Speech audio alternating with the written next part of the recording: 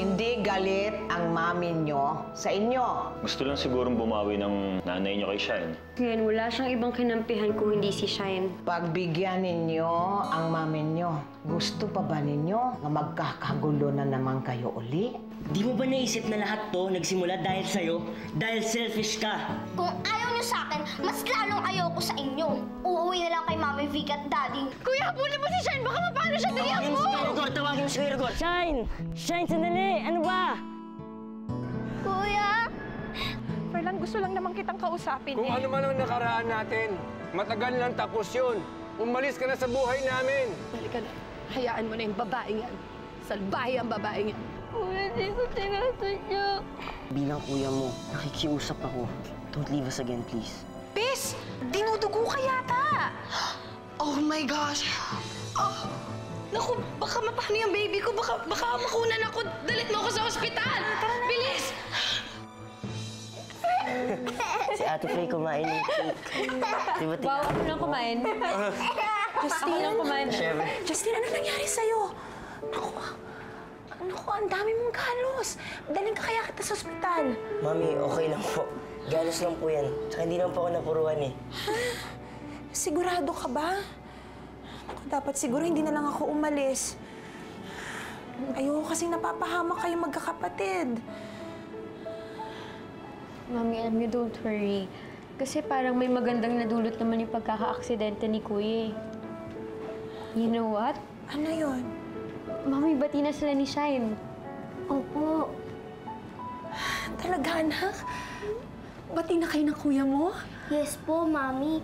Kasalanan ko din naman po eh. Hindi po ako nakinig kina Kuya Justin at Ate Faye. Pero hindi ko na po uulitin yon. Mas matanda po sila sa akin. Kaya dapat mag-uubay na po ko sa kanila. And from now on, Mami, mas magiging mabuting Kuya Justin po kay Shine. Tsaka syempre sa mga kapatid ko. Tsaka nag-promise po kami, Mami, na sa isa't isa. Pag may dumating na problema, aayusin po namin. Pag-uusapan po namin para masolve namin. Para din po maging happy ka na, Mami. Kasi po, we know na kapag nag-aaway-away kami magkakapatid, nahihirapan ka din. So, happy tayo together! Big hug naman dyan! Naku, sama naman ako dyan. Ay, Mami! Naku! Finally! Yeah. Ouch! Ouch! Anong ouch? Anong ouch?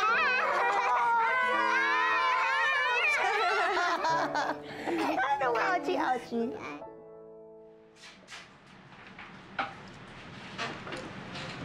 Wala akong makita ng problema sa'yo, Mrs. Santos. Some women have spotting during ovulation, which is very normal. Hindi ho ba dahil buntis ako? Sorry, you're not pregnant.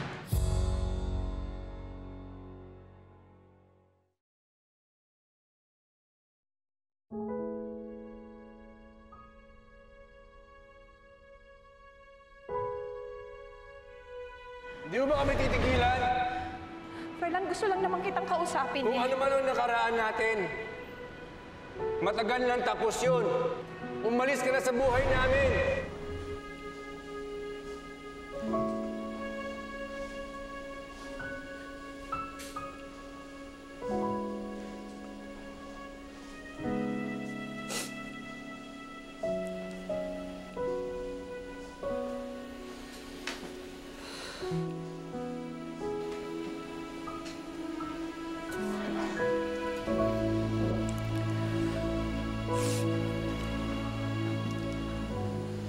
Galing ako sa kwarto ng mga bata. Sinilip ko sila. Mukhang okay na naman. Mukhang nagkaayos na sila. Oh. Naiiyak ka. Bakit? May problema ba?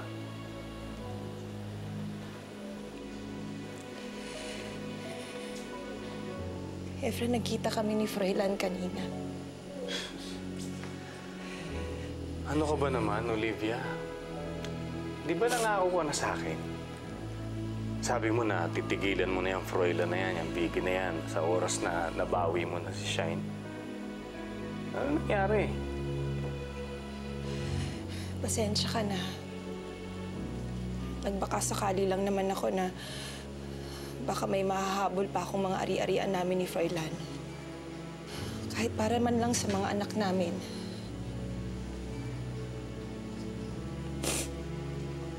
Pero alam mo kung anong ginawa niya?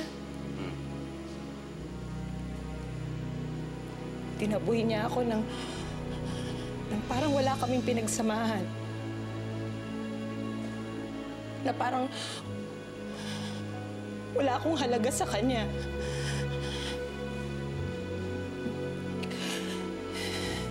Dapat ba niya akong tratuhin ng gano'n na parang pagkatapos ng lahat? Alam mo, bagsak na bagsak ako kanina, pero nung nakita ko yung mga anak ko, parang nabawasan ng bigat ng kalooban ko. Buti na lang nandiyan yung mga anak ko. Ano? Eh, di ba positive yung pregnancy test mo? Doc, nag-take ako ng pregnancy test at ang resulta ay positive. Buntis ho ako. Mrs. Santos, hindi lahat ng home pregnancy test kit is accurate. Siguro hindi mo binasa yung sa instructed time. At o kaya baka may iba kang iniinom na gamot. Some drugs can give a false positive test. Hindi. Wala akong iniinom na gamot, Doc. Nag-i-expect yung asawa ko na magkakaroon kami ng anak.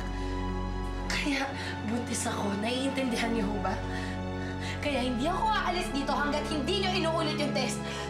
Kailangan lumabas na positive. Kailangan mabuntis ako. Kailangan buntis ako! Sorry, Mrs. Santos, but that's the truth. I'm sorry.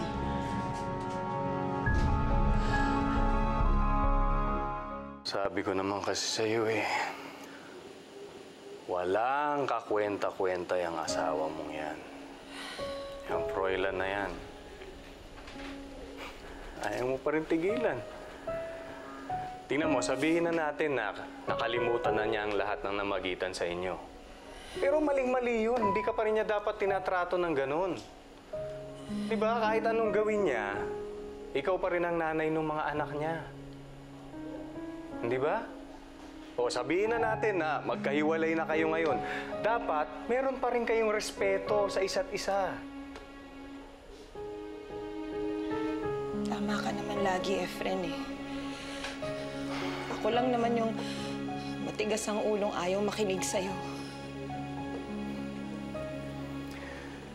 Alam mo, Olivia, sa palagay ko ngayon, hindi na dahil meron ka ng konkretong dahilan para kalimutan si Froilan at magsimula ng panibagong buhay. Ayusin ang buhay mo. Ngayon pa, magkakasama na kayo ng mga anak mo, di ba? Dapat kasi, wag mo na lang intindihin yan sila Froilan, saka si Vicky. Kalimutan mo na yun. Alam mo, kung inaalala mo lang yung pera, bayaan mo na sa kanila. Ipakita mo sa kanila, kaya mong tumayo sa sarili mong paa. Kaya mong mabuhay kahit na wala siya.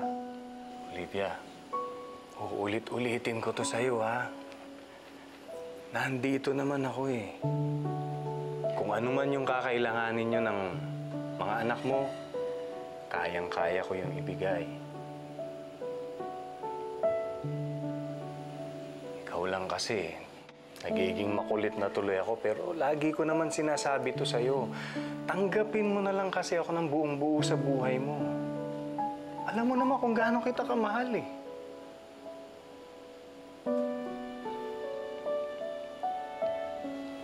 Tama na yan, ha?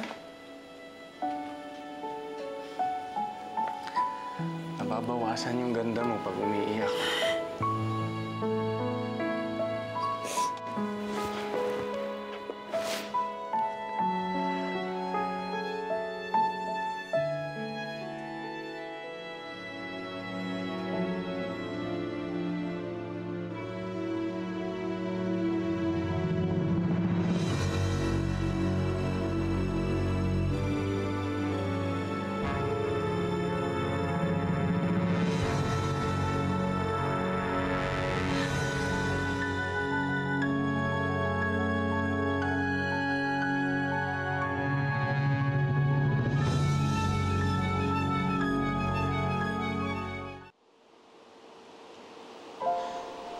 Kuya, baka naman walang ibig sabihin yung nakita mo.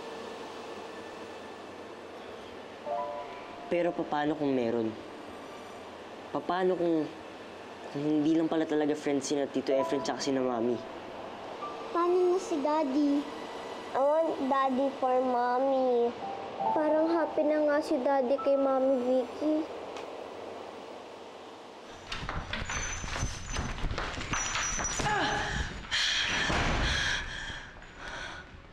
Akala ko magkakaanak na kami ni Froilan.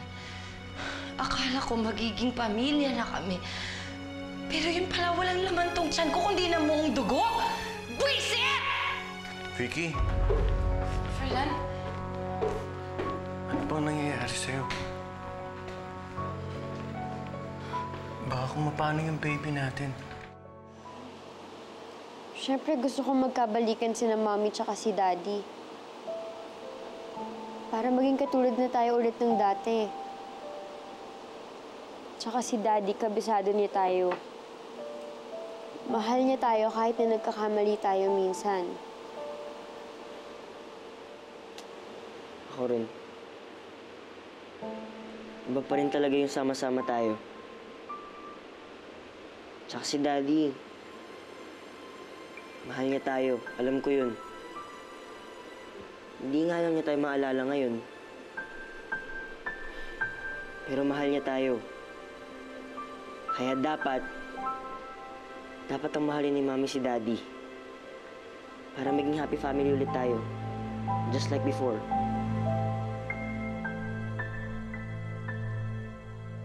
Ma'am, mayroon po sana akong hihilingin sa inyo, ma'am, na kung pwede sana, bigyan naman ninyo akong gagawin dito sa bahay. Kasi pag wala kang ginagawa, ma'am, parang wala akong silbi sa inyo.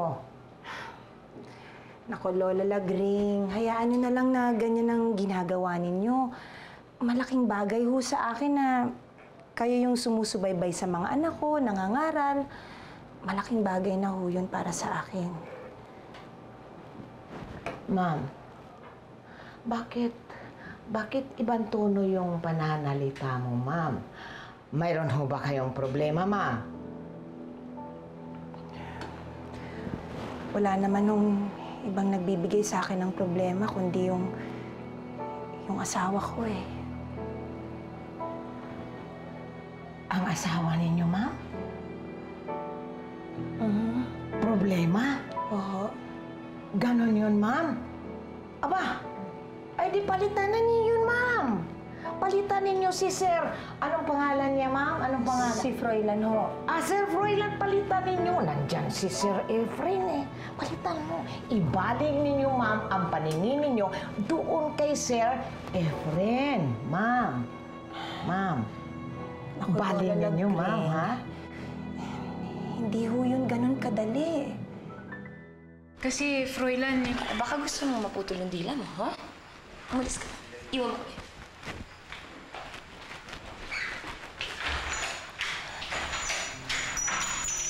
Ano bang nangyari?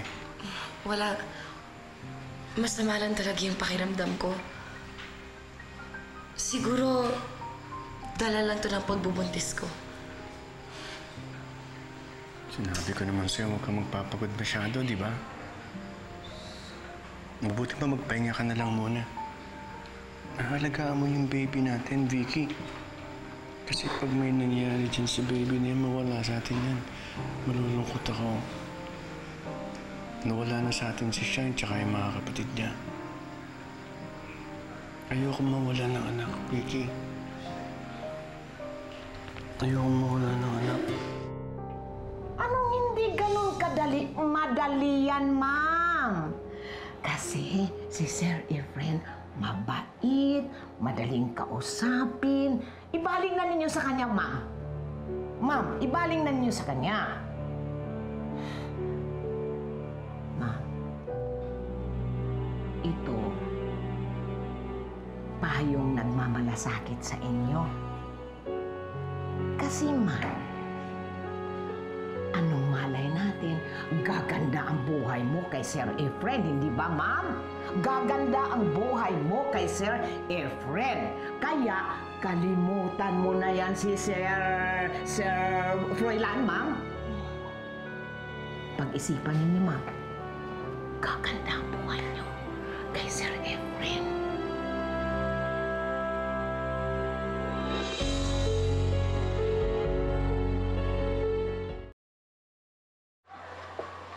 Alam mo, namimiss pa rin kita, Shine.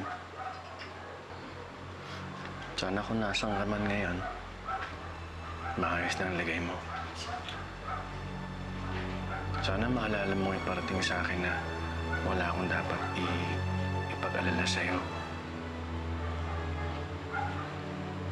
Alam mo, excited na rin kami magka-baby ng Mami Vicky mo eh. Sana nga maging kasing bait mo siya at saka kasing damping mo. Siguradong babagsak ang mundo ni Froilan pag nalaman niyang hindi ako buntis. Ano na bang gagawin ko?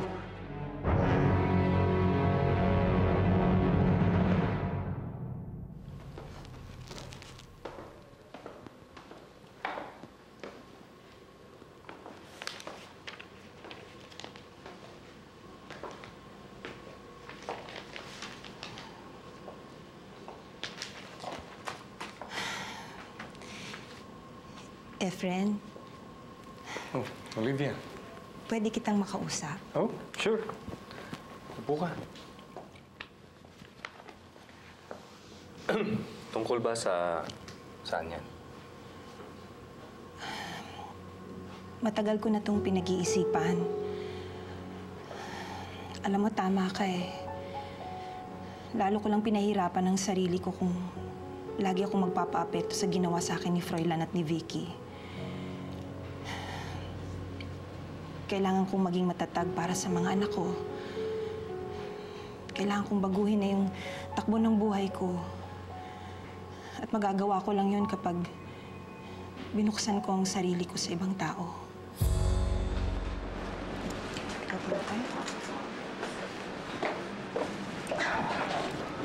Wala naman akong makitang problema sa inyo.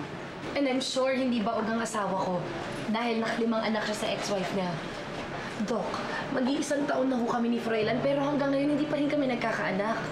Well, marami akong pasyenteng ganyan. Some couples suffer from unexplained infertility. The common performed test to diagnose the cause of infertility are all normal. Pero hindi pa rin sila magkaanak. I suggest, bakit hindi kayo magbakasyon? Malay mo, makabuo kayo.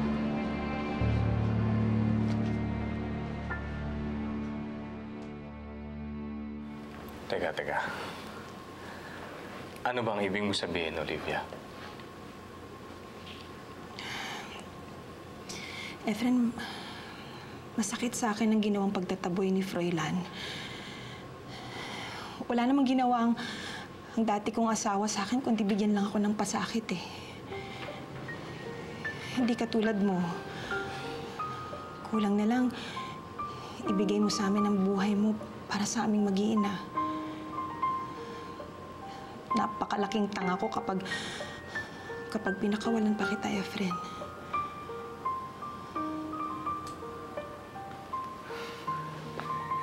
Olivia, ibig mo sabihin tinatanggap mo na ako?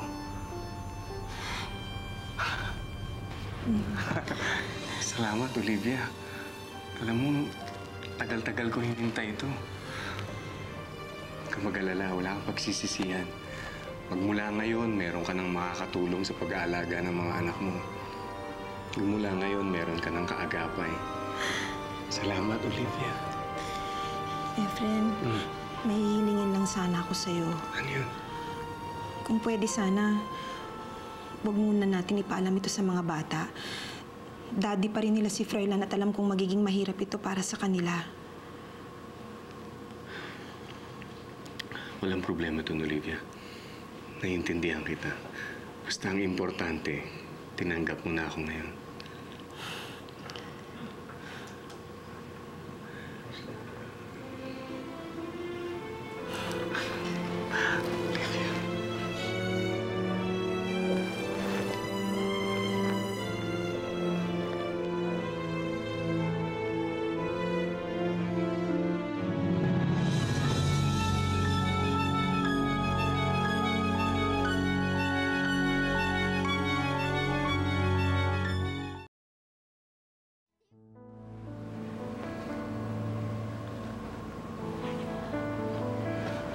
Justine? Justine, kanina ka pa ba dyan? Kapapasok ko pa lang po. May kailangan ka ba? Na po. Sige po.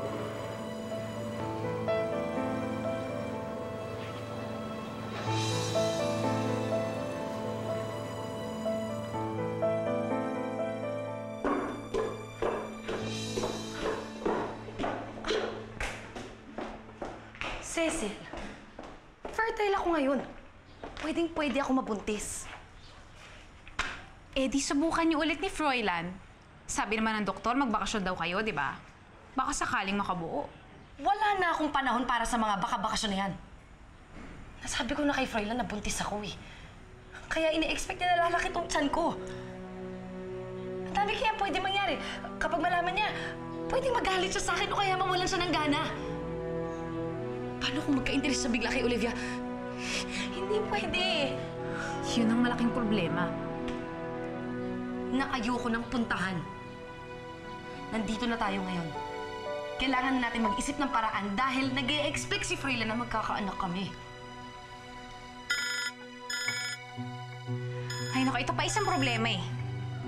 Kalma lang ako, akong bahala dito kay Rigor. Tol, pare, kuya, ano na naman ba to? 1,000,000 beses ko nang sinabi sa'yo na huwag mo na akong tatawagan, di ba? May amnesia ka ba? Alam mo, pag nagkita tayo, papapirmay na talaga kita ng kontrata na hindi mo na ako tatawagan. O kaya, magpapalit na lang ako ng number. Hello? Rigor? Ano yung narinig kong pinag-uusapan ninyo ng mami mo? Gusto mo magkabalikan sila ng daddy mo? Gusto ko lang naman po kasi mabuo yung pamilya namin eh. Hindi sila pwedeng magkabalikan. Pero Tito Efren, siya pa rin ang daddy namin. Siya ang nararapat kay mami. Hindi po kayo, hindi ikaw, si daddy! Victoria, hindi ko kasi alam kung anong motibo mo kung bakit ka nakipagkita sa akin eh. Ayaw mo?